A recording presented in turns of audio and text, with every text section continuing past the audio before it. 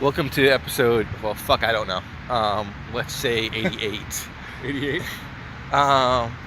88 or 87. Something like that. It's not some fucking number. It's some number between 85 and 90. So joined once again by Crash Ryan on Hey. Twitter. And you can find me, dougxcomedy.com. And I just published a new novella called Unicorns and Jerks, which I'm very proud of. Nice. And I jammed out like 9,000 words in like 3 days, which is my best writing pace ever. That's a lot of words in 3 days. Yeah, and like the previous, it was 13,000 words, and the previous 4,000 words had taken about a month and a week. And I'm like,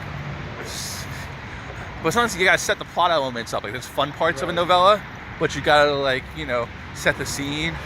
Right. And setting the scene when that's not the part you really are looking forward to can be just 300 words a day, just grind it out. Right. I think I don't write prose because it's fucking hard. But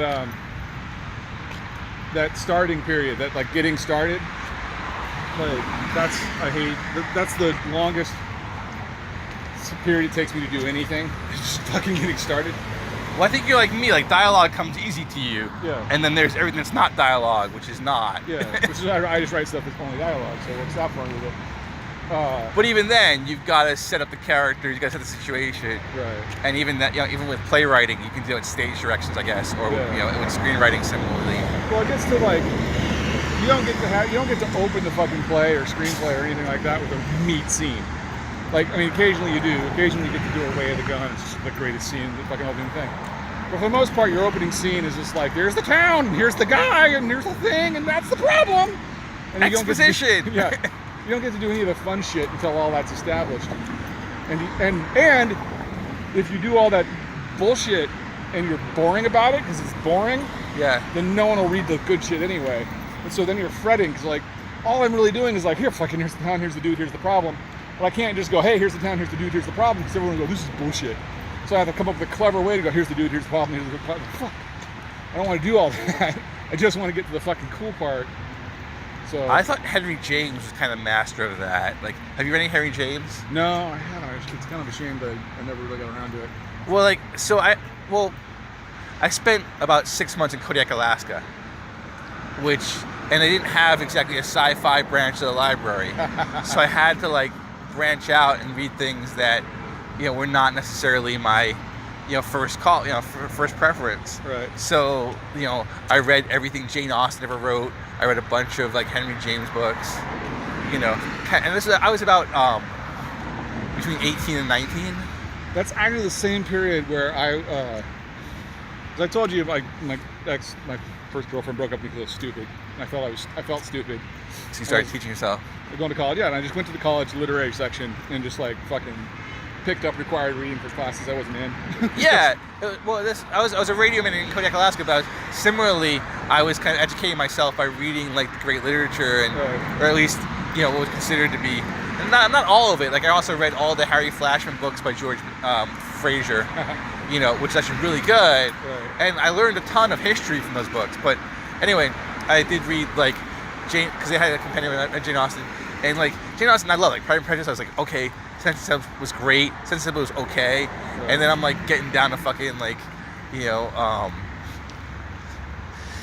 the other books she wrote after that, Emma, and I'm like, yeah, I'm done. I don't want to do this anymore. Once she's broken her Steven Seagal formula, it's not working. It's just, they were very similar, and it was all in a row. Right. You got to come back. Gotta see the movie one a year. That's what broke my friend with Jack Kerouac. I got really into Jack Kerouac, and I kept reading it, and Philip K. Dick, the same thing. Where like my friend was like, all right, I don't know how much I can read this dude wander, fucking just wander in his fucking belly button. And then Philip K. Dick, it's the you're ever reading to figure out what part of reality you're questioning. I've read a bunch of Philip K. Dick novels, and they're definitely some better than others. Right. Like I love "Flow My Tears," the policeman said. Oh wow, never even heard that one. Oh well, I love his titles. Yeah. I mean, even like. Can androids or do androids dream of electric sheep? Yeah, like, or we can get your memory wholesale. Right. Who fucking read that title and was like, I got a better one? What? Total Recall. The fuck is wrong with you? That's maybe one of the best titles ever invented, and you're like, I got a better idea. The fuck hack screenwriter was like, oh man. Or maybe it wasn't. Maybe it was the freaking, like, you know, some mid-level executive. I'm sure. No one's gonna go for that. Well, they've never taken any of his names. They we'll remember it for you. Wholesale became Total Recall. The Android Dream Electric Sheep became Blade Runner. I don't even remember what the fucking one. I'm just saying, like, they changed the titles. But I think it's interesting. Kind of, I always gonna pontificate on stuff that I've never talked about to anybody. But like, is that his were short stories, except for Android Dream Electric Sheep. But generally, they took short stories by Philip K. Dick and made them movies. And I think a short story makes a better movie than a novel. Absolutely. Because you can expand it, as opposed to novel, where there's no way to fit a novel into a movie. Yeah. No, absolutely. Short stories and novellas make better screenplays than full novels. I think that's why like people keep charging that Dune hill. I'm like, you're never gonna make it. You're not gonna. There's fucking too much shit. There's just too much. There's too much Dune. Yeah. Although, yeah, I read the first book. It was okay, but like, what other Philip K. Dick short stories are made into movies? I know that there's more that. Well, they made. Report. Yeah, exactly. It's a short story, and it's a good movie. Well, I mean, it's well done. It's well done as a movie. Man in the High Castle is a TV series. Yeah, well, with TV series you have the expanse to do, which is why, like, I don't know. I mean, like, that's the new art form. You know. Serialized television. Yeah. Like, it's a 9-hour movie on Netflix. Yeah. It does not have, like, it's not a sitcom where you got one fucking soundstage. Right. They give you the money to make a movie. Maybe not with all the special effects, but with CGI you can compensate a lot of special effects, which is. Sometimes CGI turns out to be more expensive. I'm saying, but you watch Power Man. Power Man is a 9-hour movie. Jessica Jones is a 9-hour movie. Yeah. How is that? You know, I'd rather watch that than see what they can cram into an hour and a half of fucking Avengers. I just, on that note, I actually finished Umbrella Academy today. Yeah, I gotta watch that. You told me about it was really good, right? Yeah, actually, you know, it's a pretty solid ending. Don't ruin it for me now. I do want to watch that. Yeah. I just canceled my Netflix, but it's good until March 22nd. All right. Well, you got enough time to watch Umbrella Academy. Yeah. Well, I rarely even open my Netflix at this point, and I canceled Doom DC Universe because I watched the second episode. They give you a week free. Right. So I got to watch 2 episodes of Doom Patrol, and then I'm like, yeah, this is not worth $8 a month. Not when they're doing 1 episode a fucking week. Drop the whole thing like Netflix, your streaming service. Well, then you just fucking watch the whole thing during your preview week and get it over. Well, make it good, make more shows. That's what I'm saying. Like, if you're gonna charge Netflix money, you don't have to give me Netflix content, baby. What are they giving you? They got like 5 shows on there, right? They got Teen Titans and Doom Patrol and yeah, fuck you, DC. But. And I got to pay for that fucking Disney shit soon, because otherwise they'll miss out on some fucking Marvel shit. And then you got to do that. Yeah, well, also to get paid. Yeah, it's my job to keep up on Marvel. Yeah, I hope there was any blowback when I did my mic drop on a fucking Screen Rant job. I'm like, yeah. I was gonna write and go like, you didn't burn the bridge down on the way out the door, did you?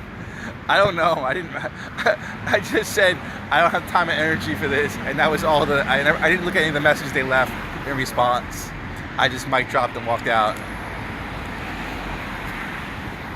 Well, they're not mad at me, so. Oh, good. I really liked the last script I turned in after I spent a week of fucking vomit-induced. Like I was halfway through the script, and then my stomach just fucking went on strike. Oh shit. And so I couldn't. It was just like I throw up, pass out, throw up. Pass out. That's all I could do for a while. And then I was just exhausted. And then it was just like I was 1,200 words into the fucking essay. I just couldn't figure out like what was I talking about? This is, I don't know, fucking something. Did you have to rewrite the whole thing? No, well, I had to do a lot of bullshitting because it was really kind of a 3-line theory. What was the theory? The reason fucking the gauntlet fizzed out was because Thanos was supposed to go dust too. Oh, okay. Interesting theory. So then I have to come up with a bunch of reasons why that might be the case. I found out some awesome things. I found out that Adam Warlock is best friends with the 260th person in line to the throne for a planet called Laxadasia. Oh, Pip the Troll, you mean? Yes. That would be about right. Laxadasia. That is awesome. I also learned that inside the Soul Stone is some Lovecraftian horror beast called like Devora or something like that. Or I can't remember the name now. Sure, yeah, but like a Planet Devourer, yeah. Yeah. And it devours souls and then shits them out as reality-creating silk. That was interesting. Didn't know that. Well, I learned some things doing that Thor research, especially the freaking. Just that one dude's epic run of Thor, basically. Well, no, there's a ton more than that. Unfortunately, I'm like, but I already knew the Walter Simonson's run on Thor. Right. Like I read that as a kid over and over. It was fantastic. Like I could talk about that. And as far as I'm concerned, Thor begins and ends. I don't even fucking know about him marrying Amora, which is actually pretty cool. Like I like the idea of him marrying Amora and him in the trenches and having a kid, and the kid being kind of a dick or him being a dick, but this kid having a teenage rebellion and him having like Odin issues with his own kid. Except they retconned the whole thing, and that timeline doesn't exist anymore. Like fuck you and your timelines don't exist. I did a bunch of Thor articles for a living. There's so much of that where Thor just goes off the fucking rails and like just wrecks everything, and then like Odin just undoes it all. And the whole like Thor worthy of the power of Thor. Thor's never been especially worthy. Right, that's the thing I've actually come to the conclusion of doing a bunch of Thor articles. It's like, in what world is Thor worthy of that fucking hammer? He's not the best guy in Asgard. He's not the best guy in the Avengers. Right. It's not like, it's like, that was the thing because they wanted to have like, you know, a Donald Blake secret identity. Right. And they're like, and originally like he wasn't actually Thor, he was just wielding the power of Thor. Right. And then they're like, oh no, Donald Blake was actually him being reincarnated because about 8 issues in, they're like, oh, this is fucking ridiculous. But he can't just be some random doctor who summons the power of Thor. I did I think it was like 15 dick moves, but it wasn't called dick moves, obviously. 15 times Thor wasn't worthy or something like that? 15 times Thor was a jerk. Yeah. And one of them was, he just, like, the Donald Blake identity was created out of whole cloth, but when he dumped it, the Donald Blake identity got cut out. It didn't just go away, it went into, like, limbo, and just sat there in the nothingness. And he just was like, fuck it. And like he ran into his Donald Blake persona later and like oh hey. Well, but that also Sorry came later. He didn't actually do that. Some writer was like, hey, wouldn't it be interesting if Donald Blake was in limbo? Right. It's not like he made an informed choice. Right. I mean, like even the writer making the character said, okay, we're actually gonna put Donald Blake in limbo. Somebody 10 years later, like, hey, I have an interesting idea. They retcon, like Thor's done enough dick things, but that was a writer retconning Thor into a dick, which I don't think is the same thing. Anyway, so that was our discussion about Thor and vomiting. Yeah. So, and I'll hopefully come up with a better title than Thor and vomiting, but that may be the title. All right. I'm sure there's something better than that. You can find me DougXComedy.com and at Crash on Twitter. Dick sentence type title. Oh yeah, you got one? Give me a title. Trying to think of the themes. No, I can't riff a. We can get you your Thor meme wholesale. You look at your Thor memes wholesale. We'll try that.